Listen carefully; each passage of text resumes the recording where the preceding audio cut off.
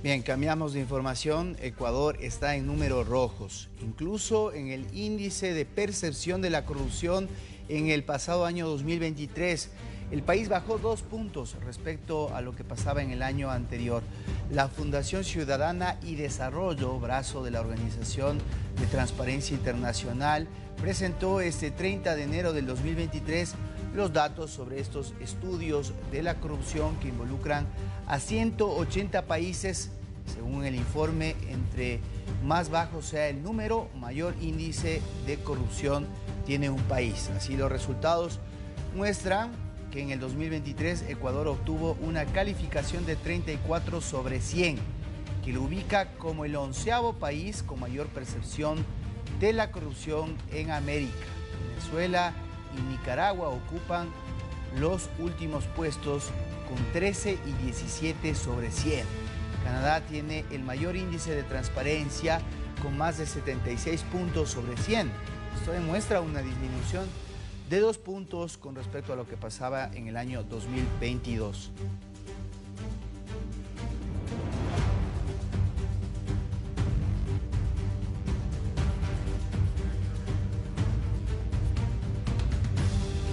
Bien, a continuación vamos a revisar información más detallada de esto que les estamos informando. Ecuador en el puesto número 11 como los países más corruptos del mundo. Hay una evolución respecto a lo que pasaba en el año 2022, cuando Ecuador se ubicaba con 36 puntos sobre 100. Como vemos, ha bajado 2 puntos de acuerdo a esta información de Transparencia Internacional del índice de percepción de la corrupción, que evalúan para poder determinar este porcentaje. En un país en donde se identifican casos relacionados a sobornos, desvíos de fondos, el tema de la meritocracia y el nepotismo, el enjuiciamiento eficaz, la protección de los denunciantes, el acceso que tengan los países a la información, la impunidad de funcionarios públicos, capacidad del Estado y carga burocrática excesiva. Estos son los cánones que fueron evaluados para ubicar a Ecuador en el puesto número 11. Hay varios casos que los vamos a revisar a continuación que fueron determinantes para que Ecuador baje en 2 puntos respecto al 2022, lo cual sigue siendo preocupante. Está conectado con nosotros César Ulloa, politólogo, con quien vamos a analizarlo. Bienvenido, César, gracias por este tiempo. Te saluda César García, ¿qué tal? Muchísimas gracias, siempre un cordial saludo y atento para establecer este diálogo. Bueno, entendemos que el trabajo a nivel de corrupción, en lugar de mejorar, de acuerdo a este informe, ha empeorado. Y también sabemos que el caso, el Gran Padrino, o denominado Encuentro por la Fiscalía, y el asesinato de Fernando Villavicencio fueron determinantes. ¿Cuál es tu lectura sobre esta investigación, César?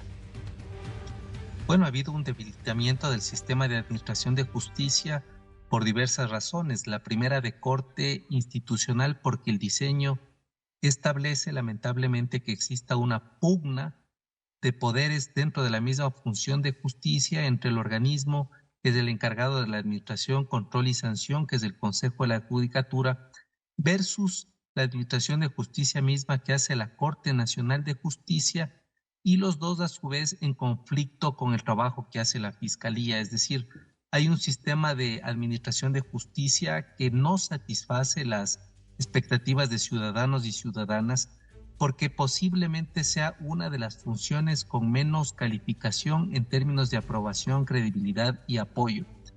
Por otra parte, los grandes casos que no solo vienen desde el Gran Padrino, habría que decir que hay un golpe en América Latina del impacto que tuvo Odebrecht, y eso sumado, ¿no es cierto?, a todas las denuncias que se hicieron en contra del gobierno del presidente Lasso, de las denuncias de narcopolítica, es decir, de financiamiento de la política a través de recursos ilícitos provenientes del crimen transnacional organizado, hasta el asesinato de algunos políticos, que no solo es Villavicencio, sino también el exalcalde de la ciudad de Manta, Agustín Intriago, hacen que el Ecuador se convierta en un espacio en donde lamentablemente la debilidad institucional hace que sea un caldo de cultivo para unas infiltraciones que tienen que ver con el crimen organizado, que tienen que ver con funcionarios corruptos, pero también con la mala calidad de la política en la democracia del Ecuador.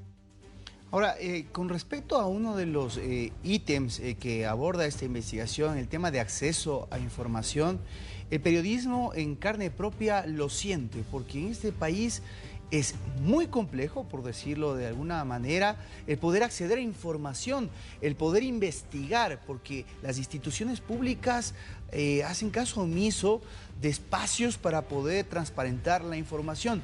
En este sentido, el presidente Daniel Noboa evidentemente está combatiendo un tema de inseguridad a nivel de narcoorganizaciones, pero también a la par hay que trabajar en el tema de acceder a esa información y que todos los medios de fiscalización ciudadana puedan también poder acceder a este tipo de documentos y así transparentar la situación. Habría que decir que el Ecuador cuenta con la normativa suficiente, entre comillas, permitiría el acceso a la información, por lo tanto propicia un escenario de transparencia, que es la Ley Orgánica de Transparencia y Acceso a la Información Pública, la LOTAIP. Sin embargo, la mala calidad de la política, es decir, la incapacidad de hacer rendiciones de cuentas de manera periódica, cercanas a la realidad, pero además de tener un puente muy fortalecido con la sociedad de las universidades, ha hecho que lamentablemente cada vez se vaya desgastando la confianza ciudadana en las instituciones y las autoridades, porque el acceso a la información es limitado, el acceso a la información es parcial, pero yo diría que a veces ni siquiera hay acceso a la información. Entonces este es un momento muy difícil para el Ecuador porque confluyen una serie de crisis que hace que se hable de la policrisis o de una crisis también multidimensional, es decir, una crisis de falta de credibilidad en las diferentes autoridades de las funciones del Estado, una crisis que se ve reflejada en la ausencia de alternativas para resolver la crisis económica, y creo que la peor, atravesada desde la transición a la democracia en el año de 1979, es la ola de violencia que junto con la inseguridad ha hecho que de manera obligada el presidente de la República tome medidas como el estado de excepción y la declaratoria máxima de alerta de seguridad, que es decretar el conflicto interno armado. Entonces yo creo que todos estos elementos abonan para que la percepción sobre la corrupción en el Ecuador, y habría que decir que este instrumento se construye alrededor de entrevistas, especialistas y expertos, que ubiquen al Ecuador en un lugar bastante complejo. Sin embargo, habría que discriminar que una cosa es el funcionamiento de las instituciones y otra muy diferente es la mayoría de la población que a mi modo de ver es trabajadora, honesta y no está involucrada en casos de corrupción de los políticos y a veces de las élites económicas en confluencia con la política. César, cierro preguntándote que este número 34 sobre 100, aterrizándolo a la realidad, esta corrupción tiene una consecuencia directa en el impacto del desarrollo de cualquier país. Entendemos que lo que se va producto de sistemas de corrupción termina afectando y postergando el desarrollo de los países. De la importancia de este tipo de investigaciones.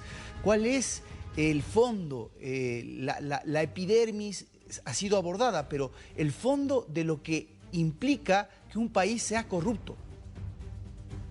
Bueno, digo, las causas y consecuencias son devastadoras porque eso le ubica al Ecuador en el país con menos inversión extranjera directa, con un riesgo país altísimo, con altos niveles de desconfianza institucional. Y eso nos empuja a que exijamos a las autoridades en este corto periodo hacer una depuración enorme, comenzando por el sistema de administración de justicia y por la función de control y transparencia. Creemos que en el Ecuador todavía no se logra sacar a flote todos aquellos casos de corrupción que lamentablemente le tienen al país en una situación de terapia intensiva, y creemos que es el momento en donde, a partir de no solo de iniciativas como la consulta popular que plantea el presidente, sino también posiblemente desde algunas reformas a las leyes orgánicas y con mucha veeduría ciudadana y académica se pueda plantear un sinceramiento en términos de transparencia, de corrupción y de impunidad. Muy gentil, gracias César Ulloa, conversando con D-News al respecto de esta noticia mala, lamentable para el Ecuador, ubicándose en el país 11 como uno de los países más corruptos en el mundo. Buenas noches, gracias. Muchas gracias, a las órdenes.